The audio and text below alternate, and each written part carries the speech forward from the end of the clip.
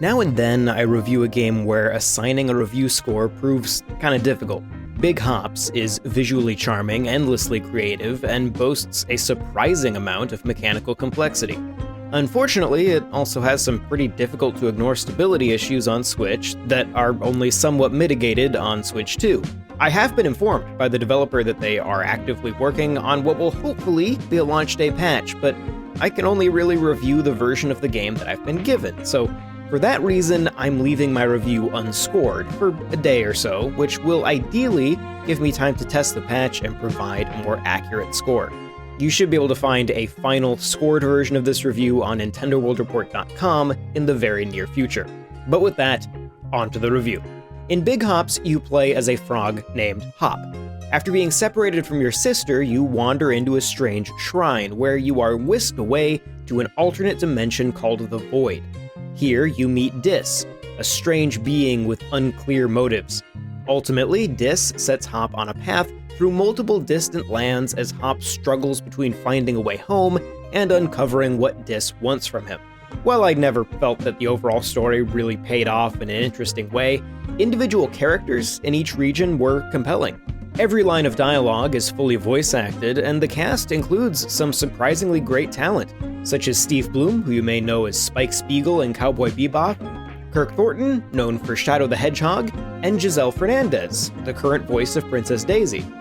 The voice direction for some of these smaller secondary characters is a bit hit and miss, but each area always has a few legitimately compelling characters. Hop's core moveset feels heavily influenced by Super Mario Odyssey, but with a healthy amount of originality stacked on top. As a frog, you can use his tongue to grapple and freely swing, zip to certain points, pick up objects, and otherwise just interact with the environment. He's able to climb on vertical or even fully inverted surfaces at the cost of stamina, which can be extended by eating bugs. Each area also hosts a variety of throwable vegetables that can do things like generate bounce pads, sticky points on walls, or even zero-gravity bubbles. Big Hops places a heavy focus on complex platforming and momentum, but allows the player room to experiment.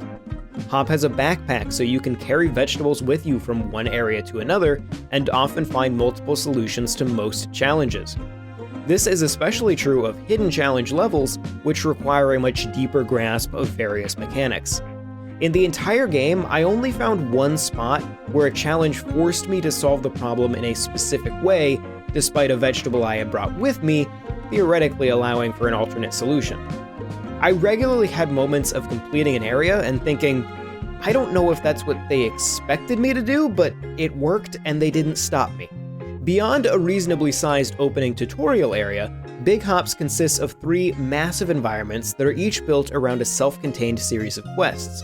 Your mysterious companion, Dis, will send you after Dark Drips, which he will exchange for upgrades.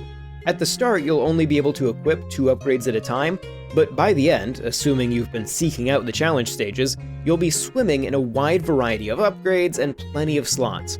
It is worth noting that the game doesn't really force you to engage with its collectibles and makes these upgrades entirely optional. It also doesn't flood you with Dark Drips, so I never really felt overpowered or like it was a chore to go get one when I saw an opportunity. Big Hops is an extremely attractive looking game regardless of platform. There isn't a dedicated Switch 2 version currently, but the Switch version played via backwards compatibility is an extremely smooth experience the vast majority of the time. I did notice a few times in larger areas where I could get some frame stutter, but I only found this impactful to gameplay in one late game section. Needless to say, these occasional hitches are more noticeable on Switch 1, but likewise only become meaningfully harmful to the experience in that one late game area. The one significant issue Big Hops faces on Switch and Switch 2 comes in the form of stability. When playing for an extended period of time, I generally get a loading screen crash after a few hours. A solid autosave system meant this rarely hurt my actual progression, but it was a mild annoyance. However, at the very end of the game, during some fast-paced platforming challenges, I began experiencing crashes with such regularity that I struggled to reach the end credits. I wound up bouncing my save file between both my Switch and Switch 2, as they would crash at different points, and I could leapfrog, no pun intended, around them by making use of both systems. I have reached out to the developer and been informed that they are aware of the issue and that a patch is incoming, hopefully at or around launch. In this current pre-launch state in which I'm reviewing it, Big Hops bounces triumphantly up to the finish line before tripping on a pebble. With stability addressed, I will have no issue recommending this as an early contender for Indie of 2026 on Switch and Switch 2.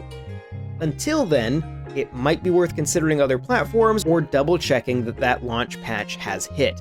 But I'll be checking back in on Big Hops with the hope of giving it the positive score it deserves very soon. So once again, keep an eye on NintendoWorldReport.com for that final scored review. My name's John Reardon, thank you very much for watching, and I will see you next time.